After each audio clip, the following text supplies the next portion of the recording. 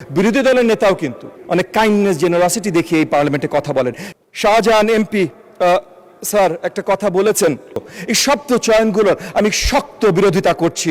এ পর্যায়ে আলোচনা অংশগ্রহণ করবেন ঢাকা 13 আসন থেকে নির্বাচিত মাননীয় সদস্য এবং মাননীয় প্রতিমন্ত্রী জনাব ববি হাজ্জাজ। জনাব হাজ্জাজ, আপনার সময় 8 মিনিট। Thank you. আসসালামু আলাইকুম মাননীয় স্পিকার, আপনাকে অসংখ্য ধন্যবাদ।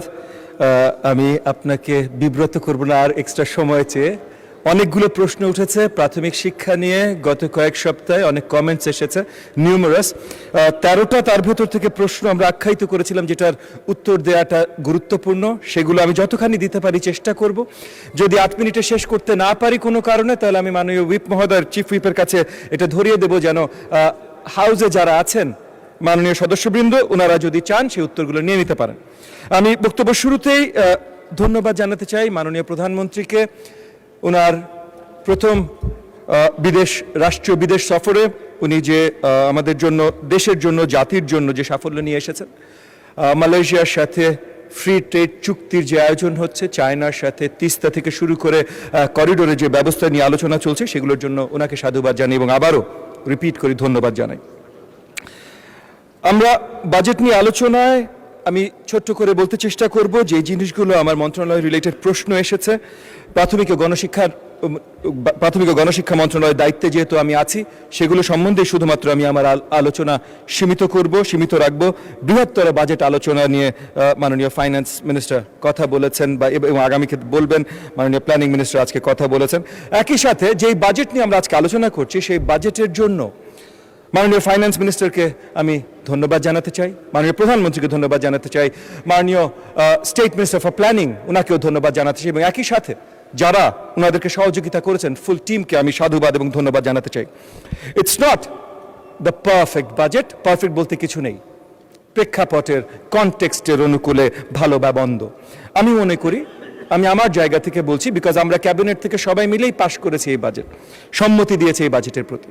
আমি মনে করি খুবই ভালো একটি বাজেট। এটার ভুল ত্রুটি থাকতেই পারে, আমাদের সম্মানিত বিরোধী দল থেকে সংসদ সদস্যরা অনেক ভুল ত্রুটি নিয়েও আলোচনা করেছেন। তবে আমি মনে করি যে এটা দেখার আরেকটা উপায় আছে। আমি আমার মন্ত্রণালয়ের বাজেট রিলেটেড আলোচনা যায় ছোট্ট একটু কথা বলছি। আমি মনে করি এটা দেখার আরেকটা কনটেক্সট, আরেকটা পার্সপেক্টিভ আছে, বলে একটা সাহসী বাজেট, একটা কনফিডেন্ট বাজেট। এবং কনফিডেন্ট বাজেট আমি বলছি, যেটা নিয়ে অনেক প্রশ্ন উঠেছে, আমরা আয়ের উৎস অনেক কিছু নিয়ে। আমি মনে করি এটা একটা কনফিডেন্ট বাজেট এবং আমি মনে করি যে আজকে এই হ্যালোড হলে যারা বসে আছেন তাদের কারোর, একজন ব্যক্তিরও কোনো কারণ নেই কনফিডেন্ট না হওয়ার, সাহসী না হওয়ার। এবং সেখানে আমরা গত 17 বছর যা কিছু পার করে আজ পর্যন্ত এখানে এসেছি, তার জন্য যে কনফিডেন্স, যে সাহসের দরকার ছিল, রাজপথে আজকে এখানে খুব অল্প ব্যক্তিরাই আছেন যার নামে কোনো মামলা ছিল না, যাকে কোনো ধরনের হয়রানি হয় নাই, জেলে মাসের পর মাস কিংবা বছরের পর বছর কাটান নাই, এমন কেউ এখানে নাই, বা খুব অল্প দু একজনই হয়তো থাকবেন। সো যারা আজকে এই হলে বসে আছেন, বিরোধী দলের ওই দিকে থাকুক মাননীয় স্পিকার, বা আমাদের সরকারি দলের এই দিকে থাকুক, সবাই অত্যন্ত সাহসী এবং কনফিডেন্ট ব্যক্তিত্ব। এবং সেই জায়গা থেকে আমাদের মাননীয় অর্থমন্ত্রী আমাদেরকে একটা কনফিডেন্ট বাজেট দিয়েছে, যে বাজেটটা বাস্তবায়ন করার জন্য হয়তো অনেক কিছু প্রয়োজন, কিন্তু সেটা বাস্তবায়ন করার কনফিডেন্স আমাদের মধ্যে ইনশাআল্লাহ আছে। একই সাথে আমি বলবো, এই পার্লামেন্ট অলমোস্ট 2 দশক পর সঠিকভাবে ডেমোক্রেটিক প্র্যাকটিসের একটা পার্লামেন্ট আমরা পেয়েছি। এখানে আমরা যখনই যে কথাগুলো বলি, এই কথাগুলো প্রত্যেকটা শব্দ, প্রত্যেকটা বাক্য অত্যন্ত গুরুত্বপূর্ণ। আজকে এখানে আমরা যেটা বলি সেটা ইতিহাসের পাতায় রয়ে যাবে। 20 বছর পর পার্লামেন্ট এসছে, আমরা অনেক কোটেশন করি, অনেক কিছু বলি এখানে, কিন্তু আমি মনে করি what we say here resonates beyond these hollow walls. What we say here will be quoted by posterity, and what we say here will be etched in history. So এটা অত্যন্ত গুরুত্বপূর্ণ আমরা এই হলগুলোতে কি বলি। সেই জায়গা থেকে ছোট্ট একটা জিনিস বলছি। এগেন, আমি কোনো বিভেদ সৃষ্টি করতে চাই না। আমাদের এক্সাম্পল সৃষ্টি করছেন আমাদের মাননীয় সংসদ নেতা, মাননীয় প্রধানমন্ত্রী।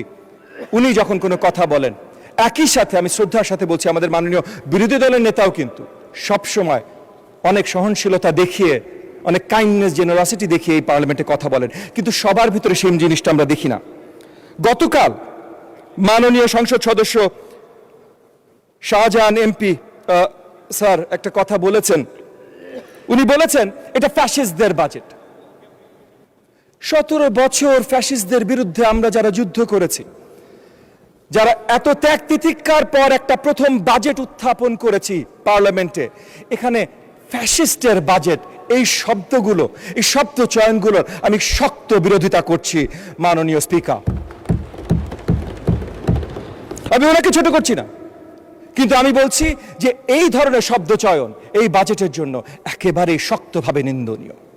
এবং একই সাথে 2024 জুলাই আন্দোলন এটা কারোর এক পক্ষের না, সকলের, আমরা সকলে মিলেছিলাম। আমার মনে আছে 4 জুলাই 2024 মাননীয় ফাইন্যান্স মিনিস্টার ছিলেন, আমরা ছিলাম, মাননীয় সংসদ নেতা ছিলেন, আমরা একটা মিটিংয়ে বসেছিলাম যে এই যে কোটা বিরোধী আন্দোলন শুরু হয়েছে এটার আমরা সাপোর্ট করছি কিনা, এবং মাননীয় সংসদ নেতা সেদিন বলেছিলেন যে যা কিছু প্রয়োজন সব ধরনের সহযোগিতা, সব জায়গায় রাজপথে আমরা থাকব, শুধু আমরা দলের নাম ব্যবহার করব না, যেন সরকার পক্ষ একটা সুযোগ না পায় যে এটা দলীয়করণ হয়েছে এবং সেই জায়গায় দমিয়ে দিতে।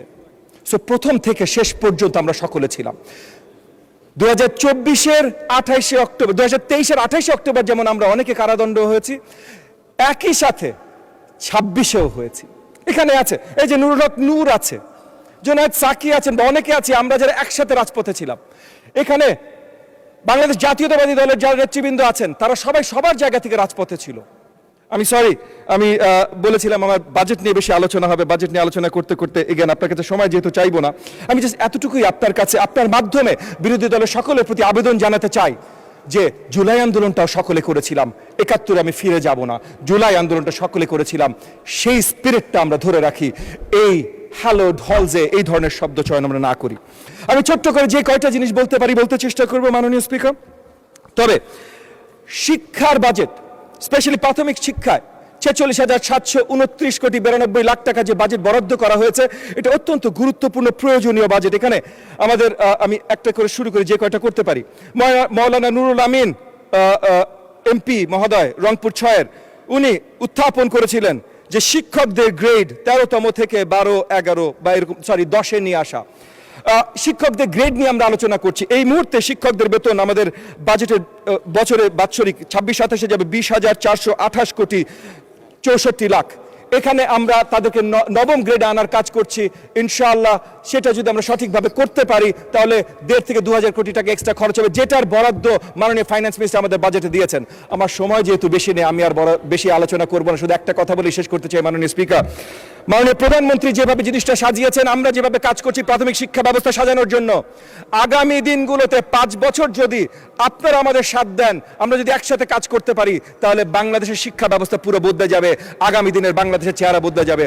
আর একই সাথে আমি বলবো আগামী নির্বাচনে এই সাইটকে। জি, অসংখ্য ধন্যবাদ মাননীয় প্রতিমন্ত্রী।